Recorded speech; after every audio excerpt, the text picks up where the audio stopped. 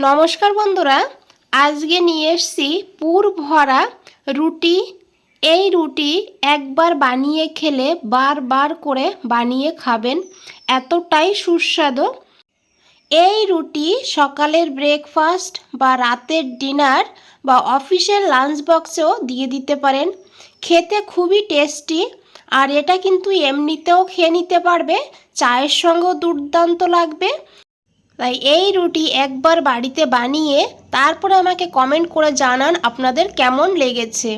তো রুটি বানানোর জন্য প্রথমেই এখানে নিয়ে নিতে হবে আটা। গমের আটা নিয়েছি এখানে, আপনারা কিন্তু ময়দা দিয়েও বানাতে পারবেন। যেহেতু রুটি বানিয়েছি, তা গমের আটা দিয়ে বানালে সব থেকে বেশি ভালো হবে। আর এখন দিয়ে দিয়েছি পরিমাণ মতন লবণ। লবণটা দেওয়ার পর খুব ভালো করে মিশিয়ে নিতে হবে, আর তারপরে অল্প অল্প জল দিয়ে আটাটাকে মেখে নিতে হবে। আর জলটা হালকা গরম করে নিতে হবে, তাহলে এই আটাটা খুব সফট হবে। আর এই হালকা গরম জল দিয়ে এখন এই আটাটাকে মেখে নিতে হবে। খুব বেশি গরম জল দেবেন না, তাহলে আবার আটা শক্ত হয়ে যাবে। আর বন্ধুরা, এই আটা একটু নরম করেই মাখতে হবে, যেমনই রুটি করতে হয় তার থেকে একটু নরম মেখে নিতে হবে। দেখুন বন্ধুরা, এইভাবে আটাকে মেখে নিতে হবে। আর এখন ঢাকা দিয়ে সাইডে রেখে দেব 15 থেকে 20 মিনিটের জন্য, বেশি রাখলেও অসুবিধা নেই। আর এখানে এই রুটির সঙ্গে খাওয়ার জন্য বানিয়ে নিয়েছিলাম টমেটোর ভর্তা, এটাও কিন্তু বেশ হয়েছিল। আর এই রুটির সঙ্গে খেতে কিন্তু দুর্দান্ত হয়েছিল। তো আপনারাও ঝটপট করে কিন্তু এই রেসিপিটাও বানিয়ে নিতে পারবেন এই রুটির সঙ্গে। এখানে কিছু টমেটো কেটে নিয়েছি, আর এদিকে একটা প্যান বসিয়ে দিয়েছি। প্যানে দিয়ে দিয়েছি সাদা তেল 2 চামচ। তেলটা গরম হয়ে গেলে তারপরে এইভাবে টমেটোগুলো দিয়ে দিতে হবে। আর গ্যাসের ফ্লেমটা লোতেই রাখতে হবে। লোতে রেখে টমেটো দিয়ে দিতে হবে। তারপরে দিতে হবে 4-5 কোয়া রসুন, আর দিতে হবে অল্প পরিমাণ লবণ। লবণ দিলে টমেটো খুব তাড়াতাড়ি নরম হয়ে যাবে। আর এখন ঢাকা দিয়ে 2 মিনিট রাখতে হবে, টমেটো নরম হওয়া পর্যন্ত অপেক্ষা করতে হবে। 2 মিনিট পর ঢাকনাটা খুলে নিয়েছি, দেখে বুঝতেই পারছেন টমেটোর খোসা কিন্তু অলরেডি ফাটতে শুরু করে দিয়েছে। আর এখন উল্টে দিতে হবে। উল্টে দেওয়ার পর আরও 2 মিনিট এইভাবে ঢাকা দিয়ে রেখে দিতে হবে। এখন গ্যাসের ফ্লেমটা একটু বাড়িয়ে দিতে হবে, লো আর মিডিয়ামের মাঝখানে রেখে দিতে হবে। আর এই দিকে দেখুন, পুর ভরা রুটি বানানোর জন্য নিয়েছি 5টা পেঁয়াজ। পেঁয়াজটাকে এইভাবে পাতলা পাতলা করে তারপরে ছোট ছোট করে কেটে নিতে হবে। পেঁয়াজগুলো কেটে সাইডে রেখে দিতে হবে। আর এইদিকে 2 মিনিট পর ঢাকনাটা খুলে নিতে হবে টমেটোর। আর এখন টমেটোটাকে উল্টে দিতে হবে। টমেটো এখানে নরম হয়ে গিয়েছে। আর এখন টমেটোটাকে আর একটু মিডিয়াম ফ্লেমে ভেজে নিতে হবে। এইভাবে বন্ধুরা দেখুন টমেটোকে ভেজে নিতে হবে। আর ভেজে নেওয়ার পর টমেটোকে ঠান্ডা করে নিতে হবে। আর এখানে আমি ঠান্ডা করে নিয়ে চলে আসছি। আর এখানে কিন্তু আপনারা চাইলে টমেটোর খোসাটা তুলে ফেলে দিতে পারেন এখন। আর টমেটোর সঙ্গে নিয়ে নিয়েছি একটা কুচনো পেঁয়াজ, আর দিয়ে দেবো এখানে পরিমাণ মতন লবণ। লবণটা আগেও দিয়েছি, তাই একটু বুঝে দিতে হবে। আর নিয়েছি শুকনো লঙ্কা। লঙ্কার পরিমাণটা আপনারা বাড়িয়েও নিতে পারেন। আর এখন পেঁয়াজটাকে খুব ভালো করে হাত দিয়ে মেখে নিতে হবে। আর তারপরে এই লঙ্কাটাকেও খুব ভালো করে এইভাবে মেখে নিতে হবে। আর মেখে নেওয়ার পর খুব ভালো করে পেঁয়াজের সঙ্গে মিশিয়ে নিতে হবে।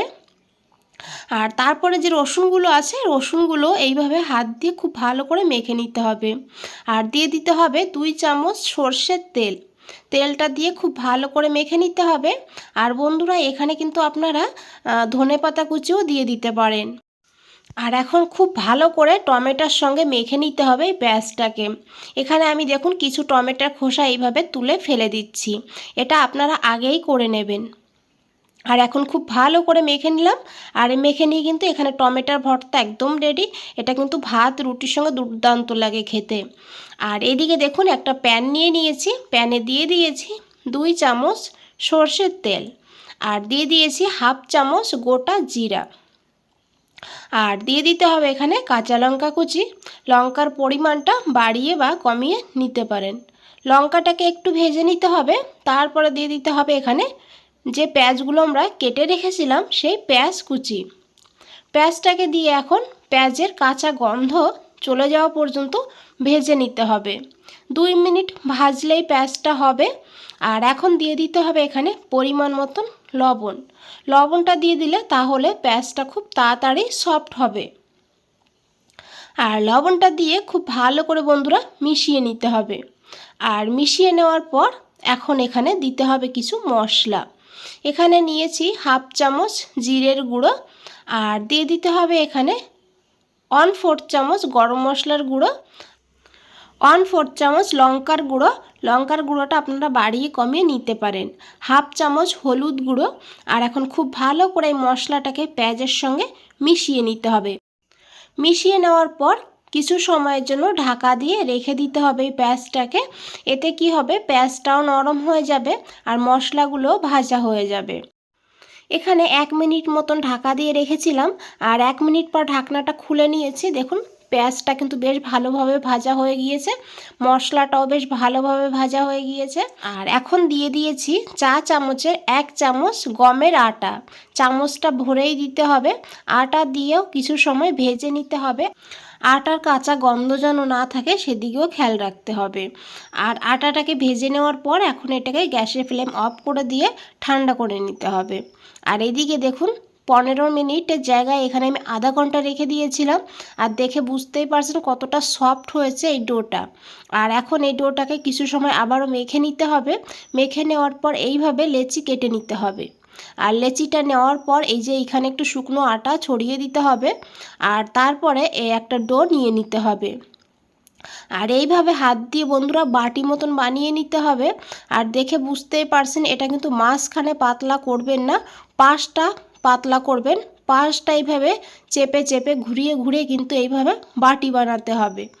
আর তারপরে এই যে পেঁয়াজের পুরটা আমরা বানিয়ে রেখেছি, এই পেঁয়াজের পুর এইভাবে ভরে দিতে হবে। আর পেঁয়াজের পুরটা দিয়ে উপরে একটু শুকনো আটা দিয়ে দিতে হবে। তারপরে মুখটা খুব ভালো করে বন্ধ করে দিতে হবে। আর বন্ধুরা এই পুরের ভেতরে আপনারা একটা ডিম ভেজেও দিয়ে দিতে পারেন। আর এখন এইভাবে হাত দিয়ে খুব ভালো করে এটাকে গোল বানিয়ে নিতে হবে। আর তারপরে একটু শুকনো আটা দিয়ে এটাকে হাত দিয়ে প্রথমে বড় বানিয়ে নিতে হবে। দেখুন এইভাবে, তাহলে কি হবে, এই পুরটা কিন্তু বেরিয়ে যাওয়ার কোনো সম্ভাবনা থাকবে না। আর এখন হালকা হাতে এইভাবে বেলে নিতে হবে।